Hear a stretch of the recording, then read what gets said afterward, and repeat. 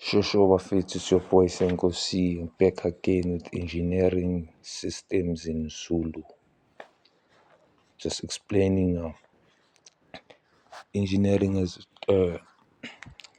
has 1, 2, 3, 4, 5 different types of engineering systems.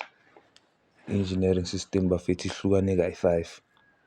Njengoba ihlukane kayi-5 kanjena sine-pneumatic engineering system. I-pneumatic engineering system akusinto abantu abaningi abayazi kakhulu ngobani ile gama lakhona. Pneumatic ilezi zama-pump, yabona iy'bhamu lezi zokwenza imibhede, lezi zokudubula imibhede, ama-compressor, into ezidila nje ngomoya ezithola i-power yayo from umoya. That's engineering system. That's a pneumatic engineering system. And then sibe nelona madoda electrical engineering system. Wonke umuntu uyayazi kule zinto zogesi lezi, wonke umuntu uyayazi le ukuthi ugesi usebenza kanjani, ugesi upowera ini nani. Then sinabo-hydraulic engineering system. Lezo-ke lezi ezidila ngama-fluid, amandla wakhona ziwathola kuma-fluid, amafutha wakhona nje. Yonke i-hydraulic yonke into eyi-hydraulic nje hlezi isebenza inamafutha phakathi, idila nge-pressure, isipana nge-pressure, amafutha nje lapho phakathi. And then bese siba nelona, yabona kuma-hydraulic system ilona, yabona i-jack le yokukhuphula iy'moto, iyona leyo. Then bese kuba nelona mechanical madoda, iy'moto, yabo ile esebenza kuy'moto ukuthi u-start-a imoto, petrol ingena kuma-pistons ku-engine lapha, then ama-pistons ayaqala ayamuva aya-ignite-a. That's mechanical. Before kuze uqala kube ne-spark se-electricity, kuqale kumuve imishini nje yodwa until yona le mishini izi-create-ele owayo ugesi ukuze ikhone ukumuva wonke umzimba wayo, yabo.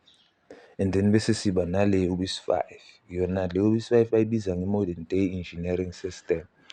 Modern day engineering system bafethu, it's a system that includes everything. I can say that. It includes everything ukuthi ine-pneumatic, mechanical, hydraulic and electrical. Sometimes zihamba nga-3, sometimes zihamba nga-2. Cause why? Izinto zamanje azisafani nalezi zalokhuya kudala. Izinto zamanje eziningi ukuze zikhone ukwenza umsebenzi o-more, zidinga ukuthi like lama-engineering system asebenze wonke. Yabo njengama-truck, ama-code 14 mayizobhrika khona idinga nomoya, yabo. Umoya loya uthi mayithi tsuu, ibhrika ngomoya, ibhrika nangama-brake vele just like a car, yabo.